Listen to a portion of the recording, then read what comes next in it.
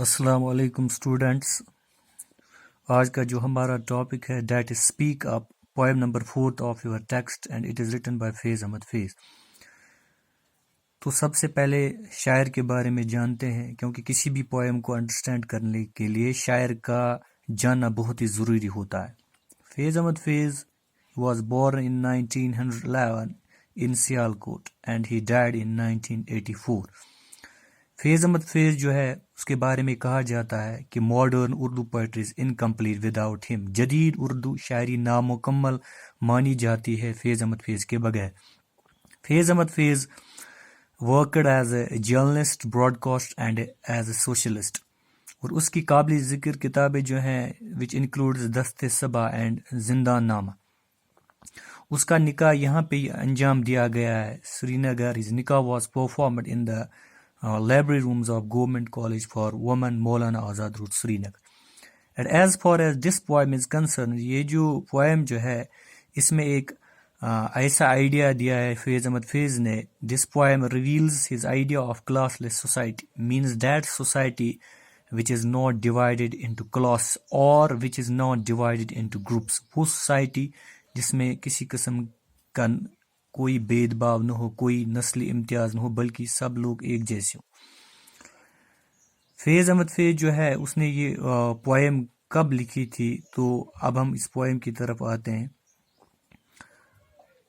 This poem was published in 1941۔ یہ poem جو ہے یہ پبلش ہوئی ہے 1941 میں، اور یہ پوئم اس نے لکھی تھی during the final phase of British rule, جب انگریزوں کے یہاں پہ آخری سال چل رہے تھے، اور اس کے بعد ہی 1942 میں کوئٹ انڈیا موومنٹ شروع ہوا۔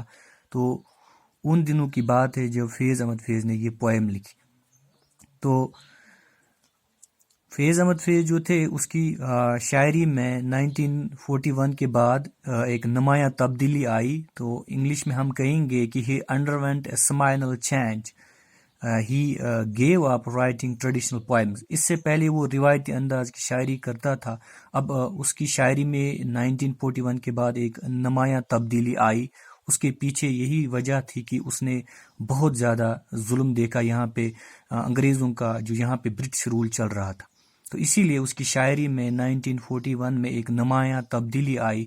And he underwent a paradigm shift from poetry for poetry sake. اب وہ ایک ایسی شاعری کرنا چاہتا تھا جس کا کوئی مقصد ہو، جس کا کوئی معنی ہو۔ اسی لیے فیض احمد فیض نے زندگی میں ایز اے سوشلسٹ بھی کام کیا ہے، کیونکہ اس نے آس پاس میں ان دنوں کی بات ہے جب اس نے بہت سارے لوگ دیکھے، پورٹی اسٹرائکن پیپل جو تھے، جو غربت میں اپنی زندگی بسر کرتے تھے، تو ان چیزوں کی بھی اس نے عکاسی کی ہے۔ یعنی ایک ظلم کے خلاف یہ پوئم لکھی گئی ہے، this poem is written against the operation.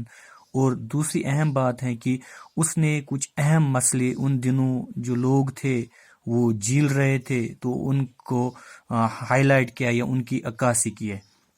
تو یہ پوئم جو ہے it's a symbol of humanism. یہاں پہ ہمیں انسانیت کا بھی درس ملتا ہے کہ ہمیں آس پاس کے لوگوں کا جو ہے ان کا خیال کرنا چاہیے، اور ہیومینٹی اسی کو کہتے ہیں کہ this poem it's a symbol of humanism.